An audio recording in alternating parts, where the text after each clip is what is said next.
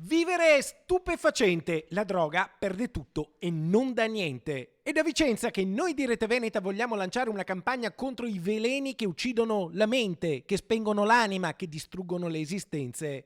Campomarzo, l'outlet della droga, oggi deve diventare l'emblema della rinascita.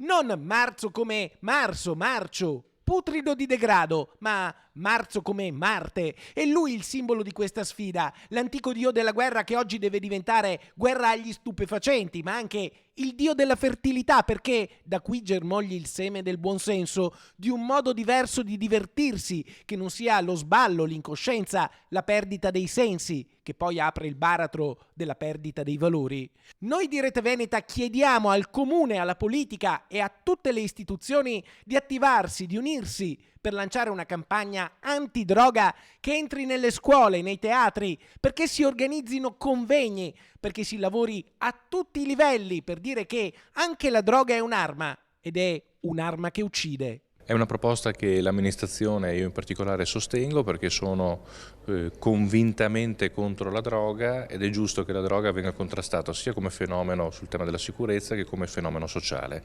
Quindi recupero e prevenzione rispetto ai ragazzi, ai più giovani soprattutto, e quindi andremo anche nelle scuole. Quindi lavoreremo insieme per poter portare a casa questo risultato. Quando è che si potrà partire? Ma spero, siamo pronti? Quando si può partire? Il tempo strettamente necessario per organizzarla, penso o prima dell'estate o subito dopo l'estate, con l'anno nuovo scolastico. Il sindaco di Vicenza è con noi, aderisce alla nostra proposta. Noi di Rete Veneta, dopo aver raccolto la sfida del prefetto e aver rilanciato l'hashtag Riprendiamoci Campomarzo, ci siamo attivati per ripopolare il parco della città. Per questo abbiamo proposto di portare i carri di carnevale a Campomarzo. Per questo abbiamo proposto di istituire una festa di popolo per celebrare Campomarzo. Per questo, dopo aver raccolto la voce di più di 2000 vicentini, abbiamo proposto addirittura di cambiare il nome del parco, di tornare al rinascimentale Campomarzio, riscoprendo le sue radici antiche, istituendo un percorso culturale sulle rovine romane.